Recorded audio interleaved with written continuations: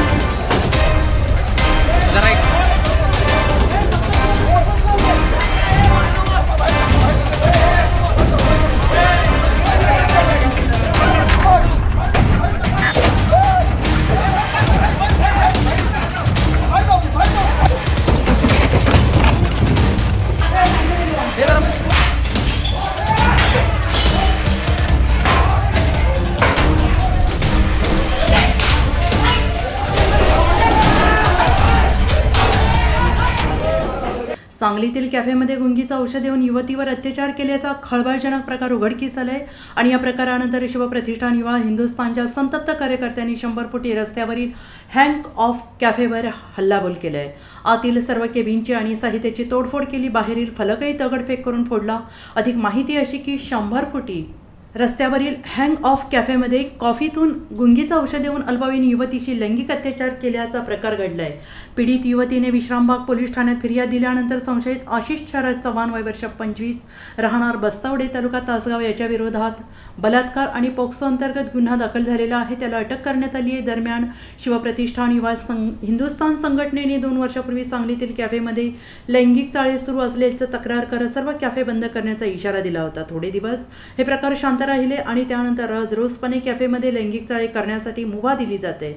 6 महिन्यात याबाबत 2 गुन्हे दाखल झालेले आहेत आणि या प्रकारामुळे शिवप्रतिष्ठान युवा हिंदुस्थानच्या संतप्त कार्यकर्त्यांनी शुक्रवारी हँग ऑफ कॅफेवर हल्लाबोल केलाय। कॅफेतील केबिनची तोडफोड केली, आतील फर्निचर खुर्च्यांची तोडफोड केली, फलकावर दगडफेक करून तो फोडला, जोरदार घोषणाबाजी केली। विश्रामबाग पोलिसांना माहिती मिळताच त्यांनी घटनास्थळी धाव घेतली। संघटनेचे रणजित चव्हाण म्हणाले, सांगलीतील अनेक कॅफे मिनी लॉज बनलेले आहेत, येथे लैंगिक चाळ्यासाठी केबिन दिल्या जातात।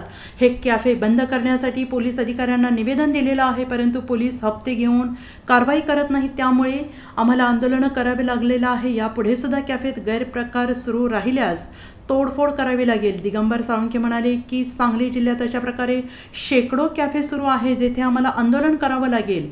सांगलीतील या प्रकरणात कॅफे मालकावर गुन्हा दाखल करून आरोपी करावं।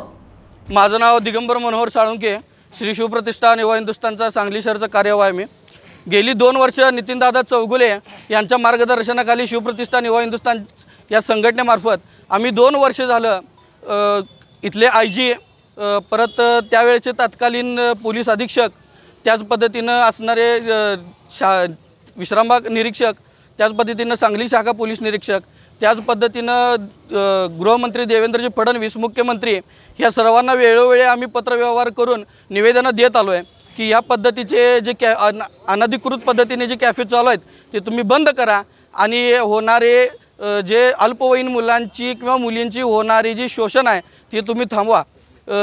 6 महिन्यापूर्वी बापडमाळ्यापाशी असणाऱ्या एका कॅफेमध्ये CCTVच्या तिथं अवैध पद्धतीचा एक कॅफे आहे आणि त्या कॅफेमध्ये आतमध्ये असणारी अंधारी खोली आहे आणि त्यामध्ये प्रायव्हेट केबिन असतात आणि त्या केबिनमध्ये एका मुलीचं शोषण केलं गेलं आणि त्याचा व्हिडिओ शूट त्या कॅमेऱ्यातून केला गेला आणि त्या CCTV कॅमेऱ्याचा पुन्हा वापर करून त्या मुलीवरती वारंवार बलात्कार करण्यात आला।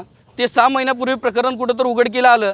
6 महिन्यापासून आपण या सगळ्या गोष्टींचा जास्त पाठपुरावा घेतोय, परंतु 6 महिन्यानंतर आता ही दुसरी घटना आहे आणि आता इथून पुढं श्री शिवप्रतिष्ठान युवा हिंदुस्थान हे शांत बसणार नाही आहे। अशा पद्धतीचे कॅफे जिथं जिथं चालू आहेत तिथं सगळीकडे ते फोडून बंद करण्यात येतील आणि त्या मालकांना सुद्धा अशा जिथं घडतंय अशा त्या कॅफेंना अशा कॅफेंच्या मालकांना तुम्ही सहारोपी करावा अशा प्रकरणांमध्ये जिथं जिथं बलात्कारचे प्रकरणं घडतात। ह्या कॅफेचा विषय असा आहे की साधारणपणे जूनच्या 22 ते 24 या दरम्यान त्या पोरगीला इथं कॅफेमध्ये आणण्यात आलं।